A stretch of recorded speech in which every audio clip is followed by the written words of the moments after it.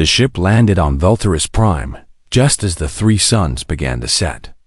Kandoi stood at the window and watched the sky turn purple and gold. He had seen many alien worlds in his 42 years of life, but this one was different. This one felt old, ancient, like the planet itself was watching him. "Ambassador, the welcoming party has arrived," said Yoon Suman from behind him. She was young, barely 30, but she knew more about alien languages than anyone else in the human fleet. Her job was to make sure Do-hyun did not say anything stupid. "How do I look?" Do-hyun asked, turning around. Suman studied him. He wore the simple black uniform of Earth's diplomatic corps. No medals, no decorations. Humans had learned long ago that showing off made aliens nervous. "You look fine," she said. "Remember, do not smile with your teeth. They think it means aggression." "I remember." Park Jiseok, the security chief, joined them at the door. He was a large man with a shaved head and careful eyes. He carried no visible weapons, but Do-hyun knew he had at least 3 hidden on his body. "The Valkyrie have sent 50 guards to escort us," Jiseok said. 50 for 3 humans.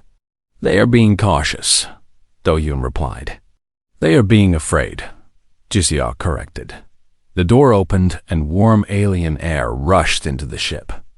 It smelled like flowers and copper. Do-hyun took a deep breath and stepped outside. The Valkyrie were waiting.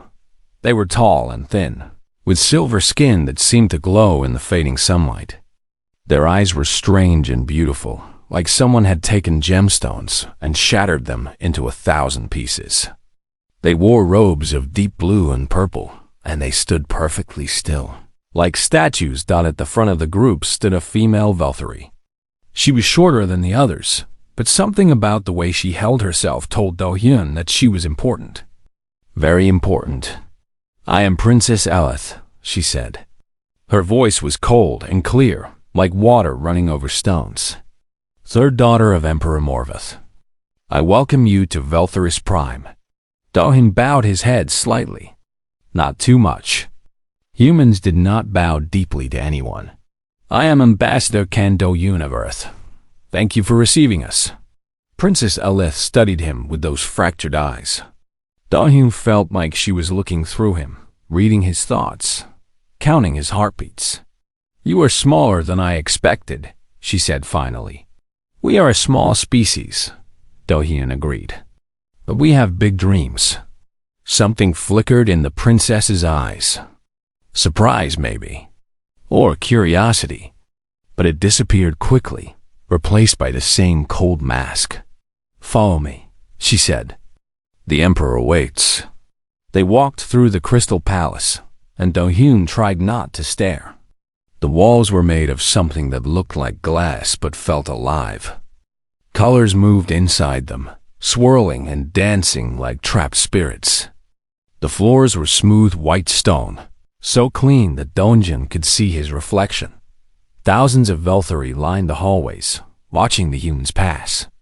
None of them spoke. None of them moved.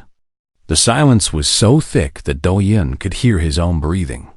Suman walked close behind him. "They are afraid to speak," she whispered. "I can see it in their faces. They are choosing every word carefully." "Why?" Do-hyun asked. "I do not know yet. But something is wrong here. Something about language." They reached the throne room. It was enormous, big enough to hold a small city. Crystal pillars rose toward a ceiling that seemed to touch the sky. And at the far end, on a throne made of living light, sat Emperor Morvath. He was old. Do-hyun could see that immediately. His silver skin had faded to gray, and his gemstone eyes had grown dull. But there was power in him still. A terrible ancient power that made Do-hyun's skin crawl. "Human," the Emperor said. His voice echoed through the hall like thunder. "You have traveled far." "Yes, Your Majesty," Do-hyun replied. 80 months of journey. "We are honored to finally meet you." "Honored." The Emperor repeated the words slowly, as if tasting it. Your species uses that word freely. Do you know what honor truly means? I believe I do. We shall see. The Emperor leaned forward. You wish to trade with us, to exchange goods and knowledge. But tell me, human, what do you have that we could possibly want? Do-Hyun had prepared for this question. Every diplomat had warned him that the Velthari considered themselves superior to all other species. We have ideas, Do-Hyun said simply. New ways of thinking. Fresh perspectives. Sometimes the youngest species can see things that the oldest have forgotten. Silence. Complete and total silence. Then the Emperor laughed. It was not a pleasant sound. Fresh perspectives, he repeated. How amusing. Very well, human. You may stay in our palace for 1 month. We will discuss trade. But know this, the Velthari have ruled this region of space for 10,000 years. We have nothing to learn from children. That night, Do-Hyun stood on his balcony and watched the 3 moons rise. The palace gardens below were beautiful, filled with glowing plants and singing water. Then he saw something that made his blood freeze. 2 guards were dragging a servant across the garden. A third guard raised his weapon. There was a flash of light, and the servant fell. No trial. No questions. No hesitation. The guards walked away, leaving the body on the grass. Moments later, other servants came and carried it away, as if this was normal. As if this happened every day, Su-min appeared beside him. He spoke a forbidden word, she said quietly. I heard him. He said something about equality, about all Velthari being the same. Do-Hyun stared at the empty garden. What kind of empire kills its people for words? He asked. An empire built on secrets, Su-min replied. And I intend to find out what those secrets are. 3 weeks passed, and Do-Hyun learned many things about the Velthari. He learned that they ate only twice a day, always in silence. He learned that they slept standing up, their bodies locked in place like trees. He learned that they lived for 300 years, and that the Emperor himself was nearly 1,000. But most importantly, he learned about their words. The Velthari language had 27,000 words. Every citizen knew exactly which words they were allowed to use. Common workers could use 5,000 words. Soldiers could use 8,000. Nobles could use 15,000. Only the Emperor and his priests could use all 27,000. And beyond those 27,000, there were the forbidden words that no one knew how many forbidden words existed. No one was allowed to write them down or speak them aloud. If someone spoke a forbidden word, they died. It was that simple. This is madness, Jisiok said one morning as he cleaned his hidden knife. They control their people with language, like putting chains on their tongues. It is not madness, Su-min replied. She had spent every night studying Velthari texts, searching for patterns. It is control. Perfect, absolute control. If you cannot speak an idea, you cannot spread it. And if you cannot spread it, you cannot fight against those in power. Do-Hyun listened to them argue, but his mind was elsewhere. The trade negotiations were going badly. Every time humans proposed something fair, the Velthari found a reason to reject it. Every time humans made progress, the Velthari created new obstacles. They were stalling. Do-Hyun was sure of it. That afternoon, Princess Alith requested a private meeting with him. They met in a small garden filled with blue flowers that smelled like honey. Ambassador, she said, sitting on a stone bench. I wish to understand your species better. Ask anything you like, Princess. Alith was quiet for a moment.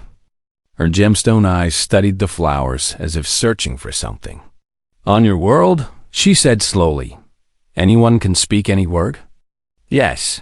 Anyone? Even the lowest worker? Even children? Yes. We have no forbidden words.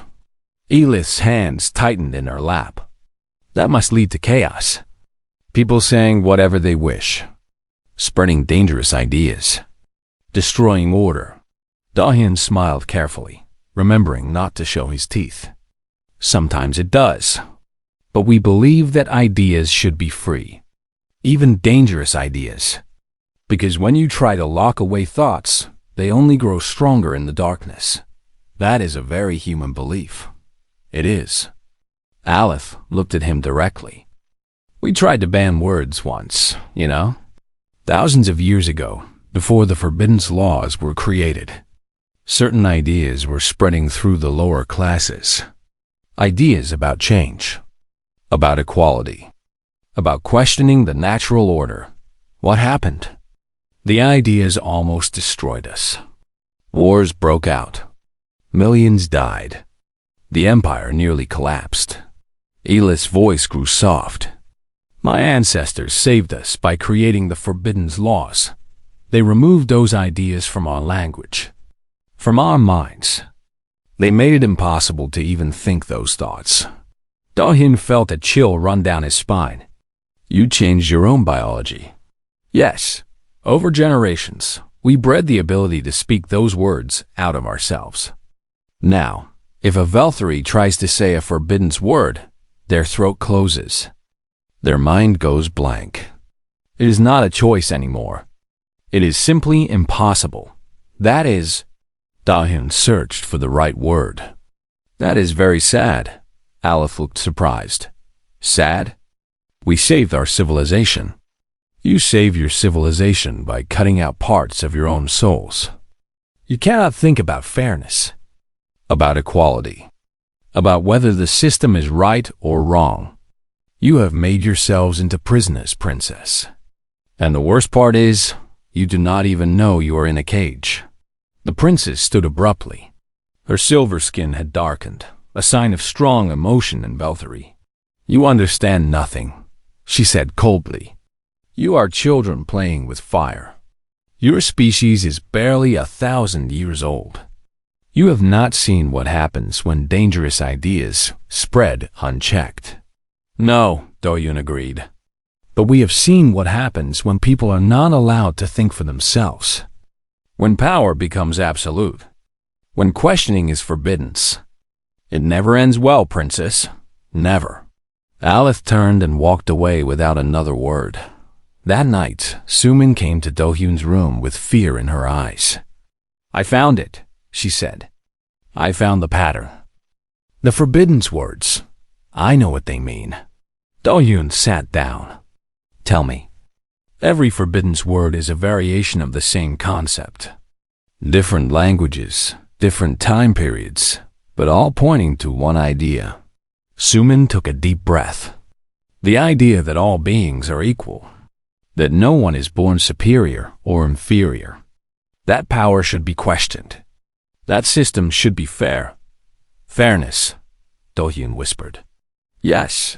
The Velthari have removed the concept of fairness from their entire society. For 10,000 years, they have been unable to think, speak, or understand the idea that things should be equal. That is why their empire works. The lower classes cannot imagine a different system. They cannot even form the thought. Dahyun closed his eyes. He thought about the servant who had been killed in the garden. He thought about the millions of Velthari living their entire lives without ever being able to ask, is this right? Is this fair? We have to do something, he said. If we do anything, they will kill us, Sumin replied. They will kill us, and then they will close their borders forever. Humanity will never trade with them, never learn from them. We will have destroyed 18 months of work. I know. Dahyun opened his eyes. But some things are more important than trade, Sumin. Some things are more important than survival. He looked out the window at the 3 moons hanging in the dark sky. I need to think, he said. I need to decide what kind of man I want to be. The incident happened on the 25th day. The humans have been invited to a grand feast in the Crystal Hall. Hundreds of Velthari nobles sat at long tables made of white stone. Food was served on plates of gold. Wine flowed in rivers of deep purple. Dohin sat near the emperor's table, trying to eat food that tasted like perfume and ash. Beside him, Jiziok watched every movement in the room, his body tense and ready. A young Velthari noble approached their table. He was tall and beautiful, with eyes like broken sapphires and a smile that held no warmth.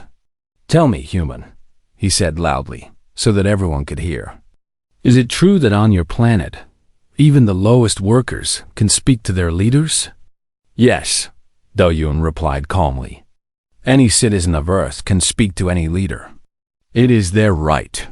The noble laughed. Other Velthari at nearby tables laughed with him. "How amusing. Like letting animals speak to their owners.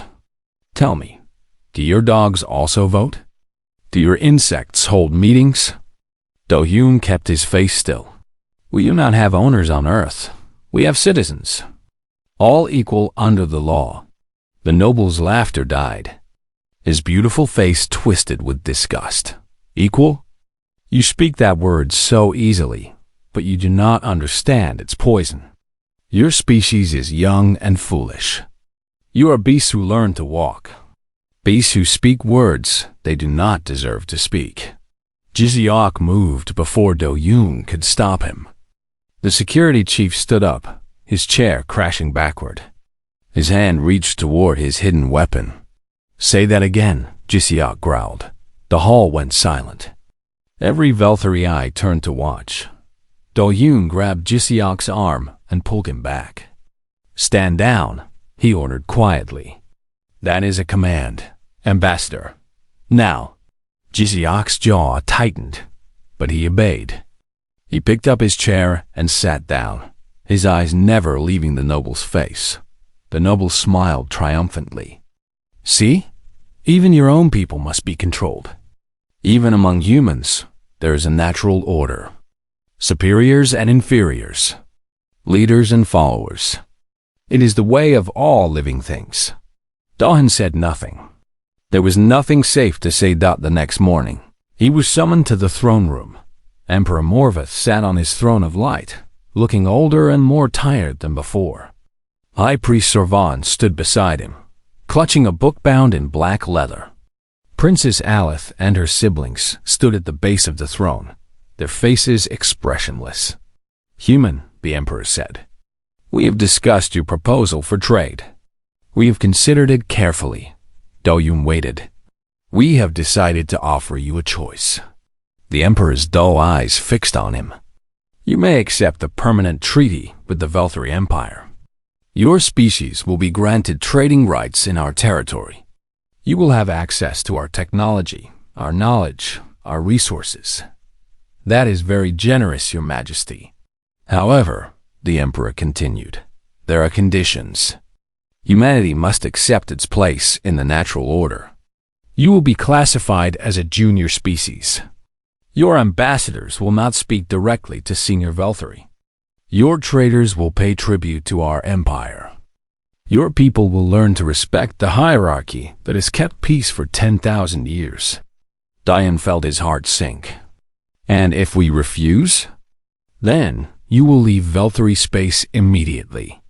All borders will be closed to humanity forever. Any human ship entering our territory will be destroyed without warning." The throne room was silent. Dohyun could feel everyone watching him, waiting for his answer. "May I have time to consider?" he asked. "You may have 3 days," the emperor replied. "But know this, human. Your answer will not change anything. We have already decided what you are.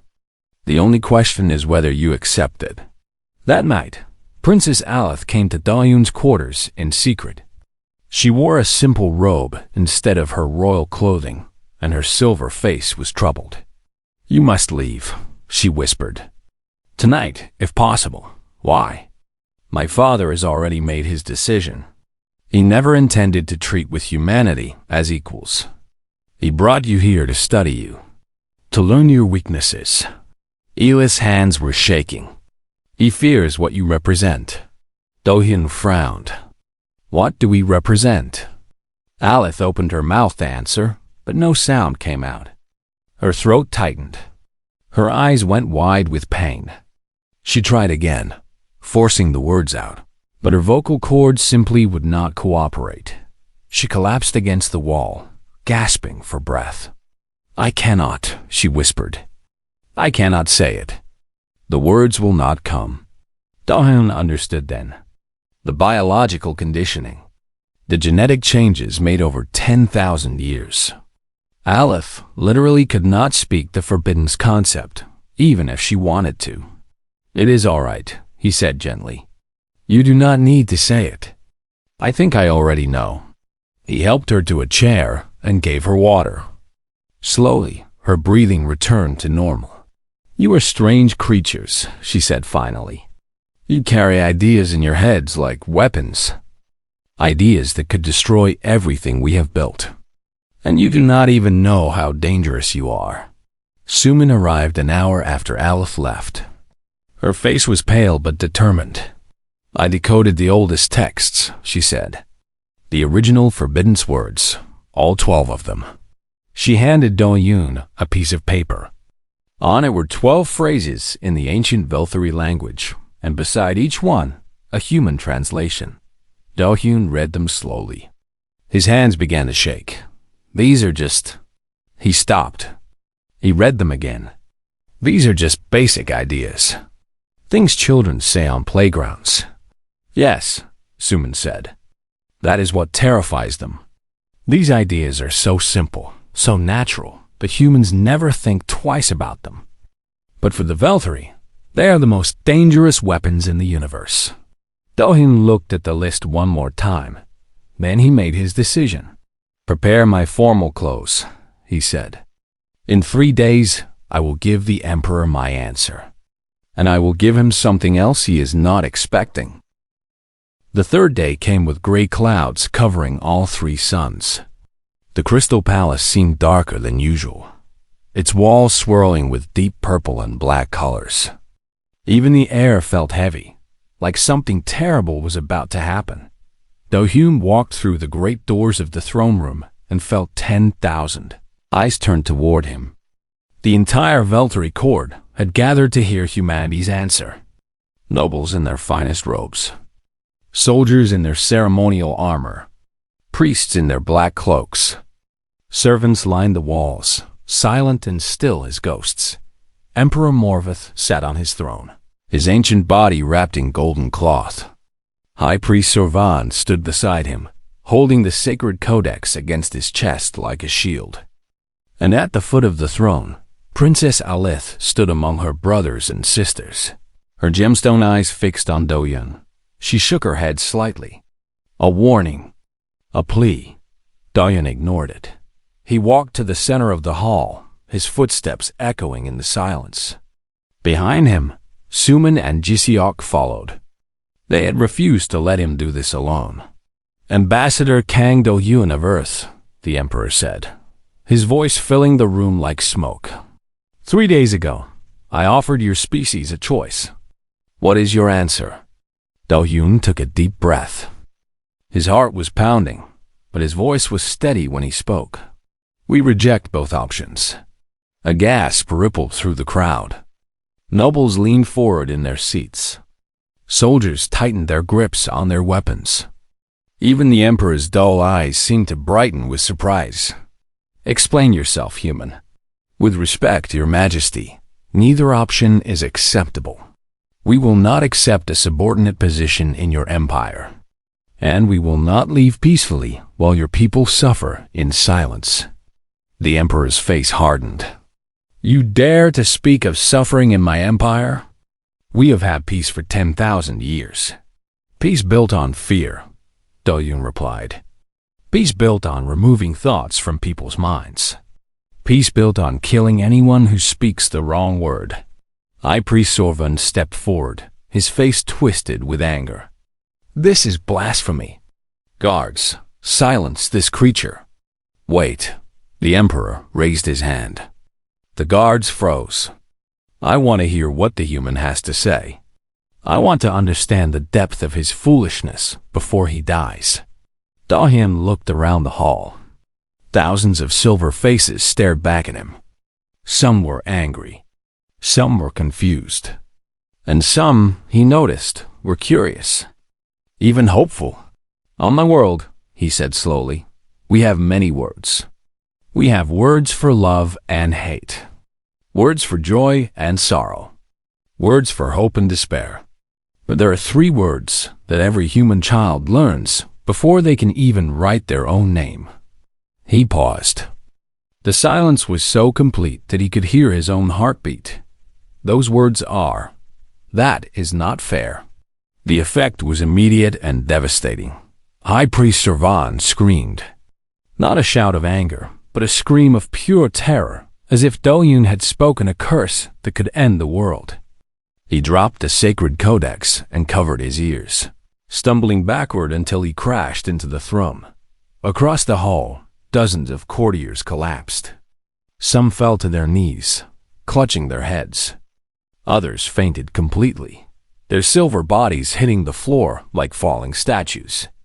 The sound of gasping and crying filled the air. Princess Aleph stumbled. Her legs gave out beneath her, and she caught herself on her sister's arm. Her face had turned dark gray, and her gemstone eyes were wide with shock. Even Emperor Morvith reacted.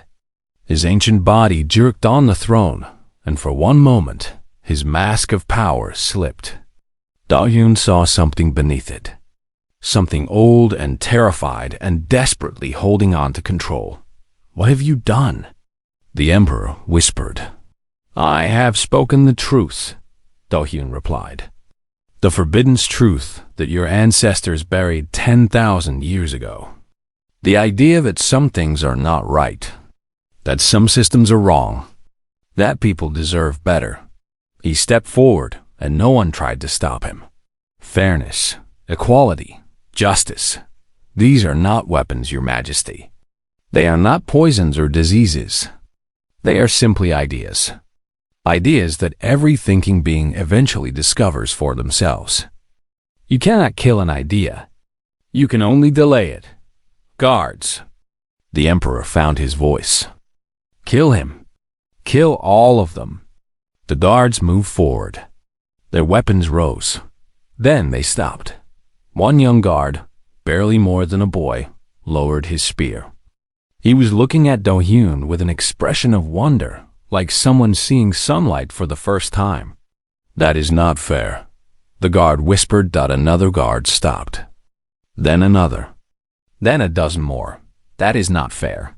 Is not fair. Is not fair." The words spread through the hall like fire through dry grass. Servants whispered them. Nobles repeated them. Even some priests, the keepers of the sacred tongue, found themselves mouthing the forbidden phrase. The biological conditioning could not hold. For 10,000 years, it had worked because no one had dared to speak the words aloud. But now that the seal was broken, now that the idea had been released into the air, the conditioning crumbled like sand. Emperor Morvith rose from his throne. His body was shaking with rage and fear. "You have destroyed us," he said. "You have destroyed everything we built." "No," Do-Yoon replied. "I have only reminded you of something you forgot long ago. Something that was always true, whether you admitted it or not." He looked at Princess Alith, who was slowly rising to her feet. Her face was still gray, but there was something new in her eyes. Something that had not been there before. "I have given your people their words back," Do-Yoon said. "What they do with them is up to them." Chaos ruled the Crystal Palace for 7 days. Nobles fought with servants. Soldiers questioned their commanders. Priests burned their sacred books and wept in the gardens. The Emperor locked himself in his private chambers and refused to see anyone. Even his own children, and everywhere, people were speaking the forbidden words. That is not fair. Why should it be this way? Are we not equal? Questions that had been impossible to ask for 10,000 years now poured out of Volturi mouths like water from a broken dam. The palace echoed with arguments, debates, confessions, and cries. Some people laughed with joy. Others screamed with grief for all the years they had lost. Doyen and his team stayed in their quarters, protected by a strange mix of guards who could not agree on whether to arrest them or thank them.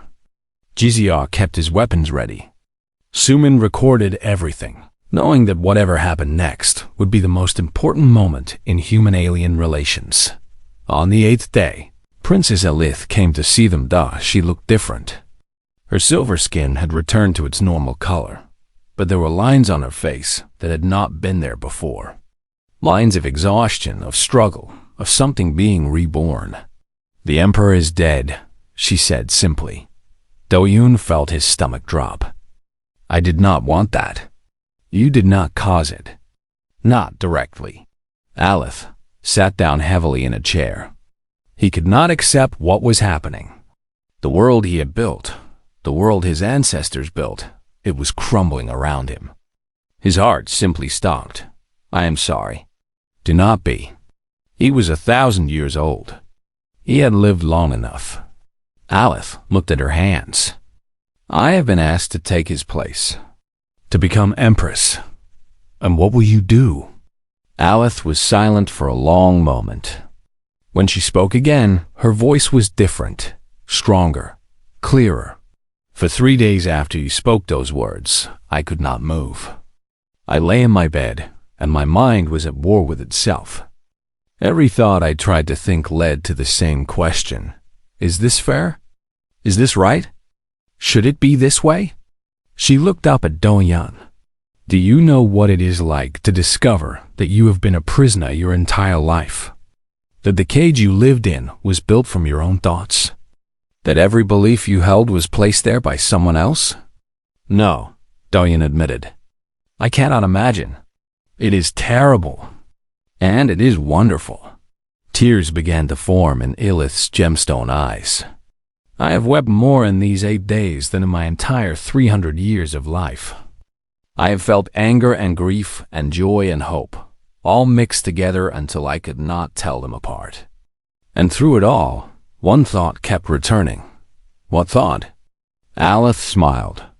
It was the first time Doyun had ever seen her smile. That it was not fair. All those people, all those generations, living and dying without ever being able to ask if things could be different. It was not fair. And now I can finally say that. Now I can finally feel that. She stood up and straightened her robes. "I am going to change things. It will take time. Maybe generations. My people have 10,000 years of conditioning to overcome. But we will do it. We will become something new." She paused. "Something better." Do-hyun rose and offered her his hand. She looked at it with confusion. "On Earth, we shake hands to seal an agreement," he explained. "To show that we trust each other." Alith took his hand. Her silver fingers were cool against his skin. "You have destroyed my empire," she said. "And you have saved my people. I do not know whether to hate you or thank you." "You do not have to choose," Do-hyun replied. "That is the beautiful thing about freedom. You can feel both." 6 months later, the human delegation finally left Vulturus Prime. A new trade agreement had been signed. This one fair to both sides. Ambassadors would be exchanged. Students would travel between worlds. For the first time in 10,000 years, the Velthari were opening their doors to the universe. Empress Alice stood in the spaceport to say goodbye. She wore simpler robes now, without the gold and jewels of the old empire. Beside her stood a group of advisors chosen not for their bloodlines, but for their skills. "Will you return, Ambassador Kang?" she asked. Diane smiled. "Someday. I want to see what your people become. So do I." Alith looked up at the purple sky. "You know, I asked my scholars to study human history, to understand why your species carries these ideas so naturally. What did they find? That humans have been asking these questions for thousands of years. That every generation has fought for fairness, for equality, for justice. that you have killed each other over these ideas and died to protect them. Yes, we have. And yet you never gave up. You never stopped asking. Alice shook her head in wonder. That is what makes humans special. Not your ships or your weapons. Not your technology or your numbers. It is your refusal to accept that the world cannot be better. Dawson thought about all the struggles in human history. All the wars and revolutions and movements and marches. All the people who had suffered and died for. Nothing more than an idea. We are a stubborn species, he said. Yes, and thank the stars for that. The human ship rose into the sky and disappeared among the three suns. Empress Alice watched it go, then turned back to face her changing world in the palace. Servants were learning to speak freely for the first time. In the cities, citizens were forming councils to discuss how things should be. In the temples, young priests were rewriting the sacred codex, adding new words that had been forbidden for 100 centuries. It would not be easy. Change never was. But for the first time in 10,000 years, the Valkyrie people could finally ask the most important question in the universe. Is this fair? And if the answer was no, they could finally do something about it. That was humanity's gift to the stars.